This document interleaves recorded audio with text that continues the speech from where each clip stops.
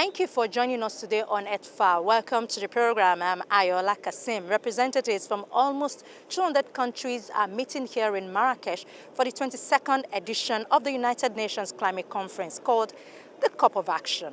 Here, delegates will try to build on the success of Paris by drawing up plans for the implementation of the Paris Agreement, which aims to limit temperature rise to below 2 degrees Celsius. Today on the program, bring to you highlights of the first week at the conference. Do stay with us. With so much enthusiasm, many delegates arrived Marrakesh for the climate change conference. It has been 11 months since the world agreed in Paris to limit the rise in global temperature to well below 2 degrees Celsius compared to pre-industrial levels. And since then, there have been many good news. Many cities and businesses are making transformative commitment to carbon neutrality and 100% renewable energy. In October, the Global Aviation agreed a carbon offset scheme at International Civil Aviation Organization's Assembly. And after this, 140 countries agreed in Kigali, Rwanda, to reduce emissions of hydrofluorocarbon, a potent greenhouse gas used as a coolant in refrigerators and air conditioners. The president of COP22, the Moroccan foreign minister, called on delegates to act on the Paris Agreement.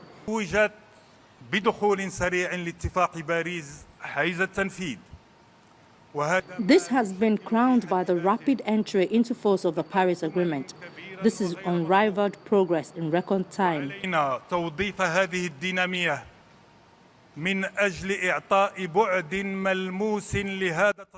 Now we must build on this dynamic. We must give tangible meaning on this major step forward through decisions geared towards implementation of the Paris Agreement. We have during this conference, and I call on you to be more ambitious on our responsibilities and activating support mechanisms during this conference. The Moroccan meeting is due to start writing a detailed rule book for the Paris Agreement, likely to take 2 years, and find ways to raise finance to help developing nations cut their rising emissions. Early entry into force of the Paris Agreement is a clear cause for celebration, but it is also a timely reminder of the high expectations that are now placed upon us all.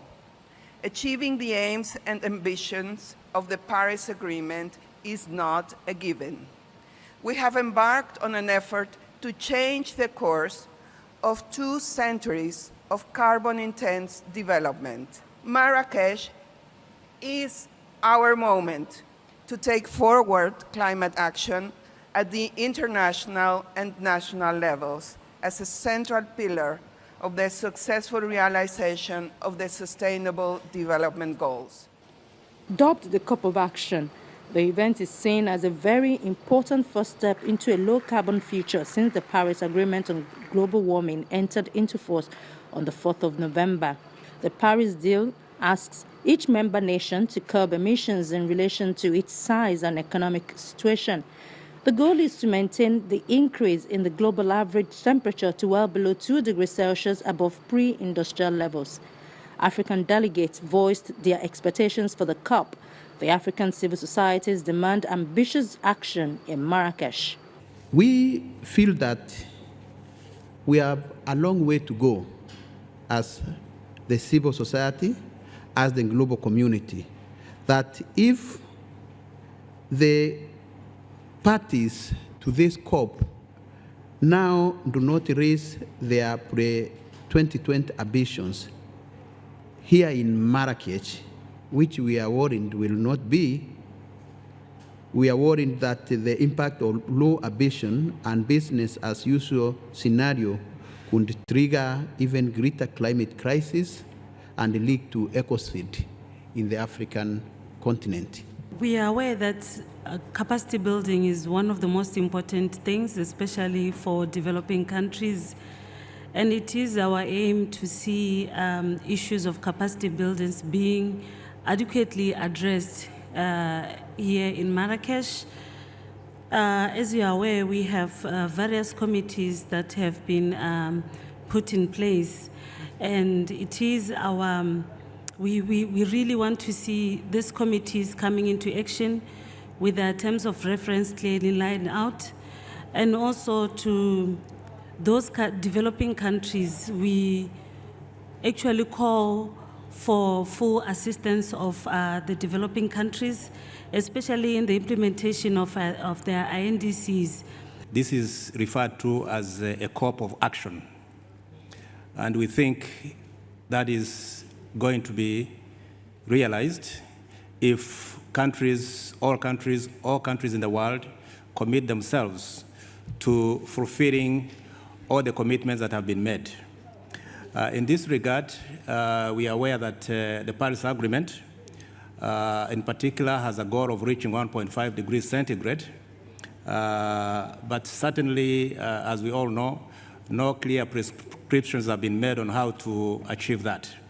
And we think that in this COP, it's very important that these prescriptions are made very clear so that all countries are very clear as to what commitments that they have got to fulfill.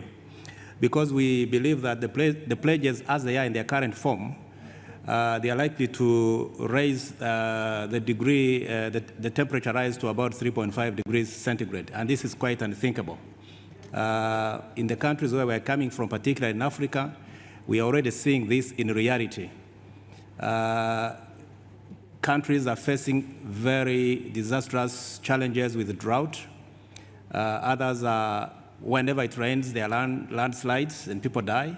These are realities that have to be dealt with almost immediately. So our demand here is that let this be a COP of action. Let the commitments that have been made previously be fulfilled without any preconditions. And we think this will be one way of solving the problems that the citizens of this world are experiencing today. Civil societies maintain that finance is key to implementation of the Paris Agreement and the Convention and must be on the table for discussion in Marrakesh as one of the important agenda items if Marrakesh must be taken serious.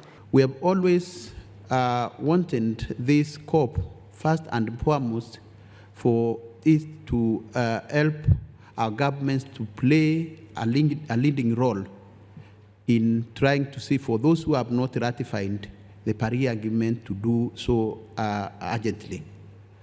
But for COP22 here, we want to urge the parties here to provide a roadmap on the provision of adequate and predictable finance resources from developed countries to enable us, particularly those in Africa, to meet their commitments under INDCs and the various articles of the Paris Agreement.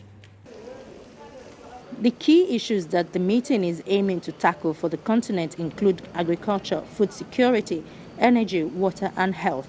Some members of the private sector and the non-governmental organizations, however, say that finance remains the key issue for Africa. I hope that Africa will benefit for this COP. First thing, we have made many pledges in Paris. Many parties and countries made announcements in Paris, like the $10 billion to electrify Africa.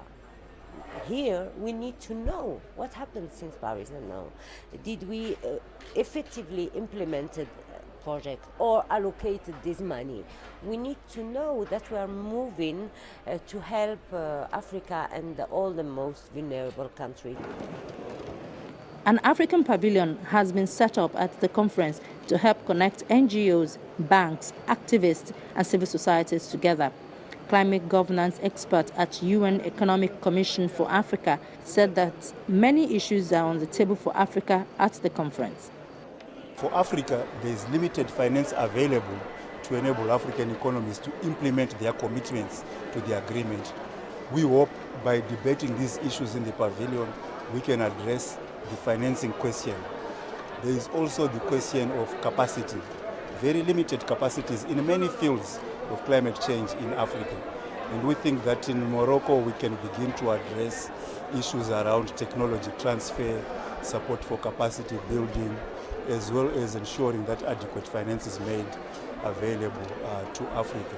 I think that in this COP The world and the developed world should demonstrate its solidarity to all the most vulnerable countries, especially for Africa.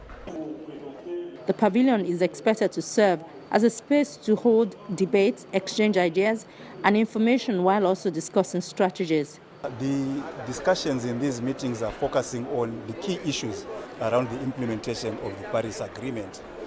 But in addition to the formal debates, the pavilion is also an emotional space where Africa can actually come together outside of the formal arrangements, exchange ideas, exchange information, and also discuss strategies of how to engage in the COP itself. The Nigerian delegates are hopeful this is the time for the country to build on the achievement of Paris. What we are concerned about is that we know we have problems, and problems are meant to be solved. We are in that place today, by the grace of God, trying to solve these problems. We travel across the whole country. There is no part of Nigeria, whether it is the northeast or the northwest or the north central or any of the geopolitical zones in the south-south, that you don't have environmental problems. So coming to COP22 on the issue of climate change is something significant to us, and we believe we are going to meet with other like-minded people that may have similar or even worse problems than us, share ideas, gain knowledge from them, and try to implement it in our country.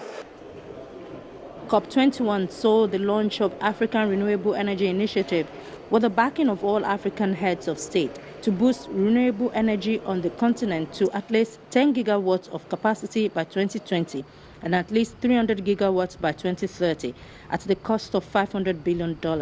Towards this initiative, Nigeria plans to generate about 2,000 megawatts of power from renewables by 2020. I know our energy mix will not rely on fossil fuel alone. I know we're talking about renewables. I attended an event on the possibility of solar power in Africa.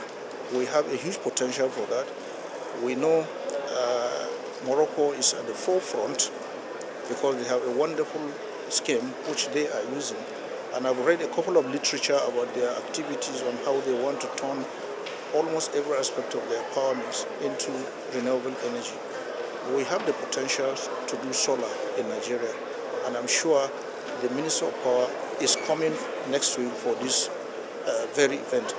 He will be in a position to visit these areas where they have their solar power project and to see what we can do to learn from it and try to replicate it in our own country. Having said that, we believe wherever there is something that has to do with the environment, we should put our noses there and make sure that we learn and try to put it across to our country. So we are collaborating actively with the other ministries that have cross-cutting issues. COP22 will provide an avenue to check progress of commitments from other nations.